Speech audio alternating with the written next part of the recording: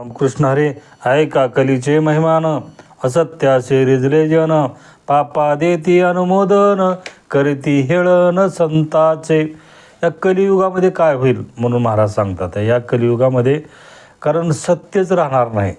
कारण सत्य जे आहे ते लपलं जाईल की या कलियुगामध्ये असत्य जे आहे, असत्य लोकाला या लोक साथ देतील, त्याचा जय जयकार करतील.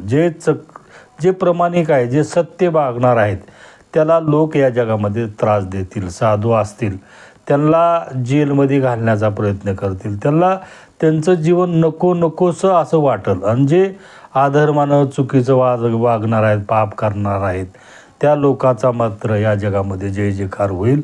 असं हे कलियुगाचं भाकीत महाराजांनी 450 वर्षापूर्वी केलेलं आहे आणि त्याप्रमाणेच आज या कलियुगामध्ये घडत आहे असं महाराज या अभंगामधून म्हणतात. रामकृष्ण हरी.